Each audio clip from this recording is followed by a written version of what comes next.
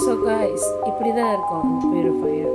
Okay, எல்லாம் வெளியே எடுத்துகிட்டு தண்ணியை ஊற்றிட்டு ஸோ நம்ம இப்படி தான் இருக்கோம். க்யூட்டாக இருக்காங்களா?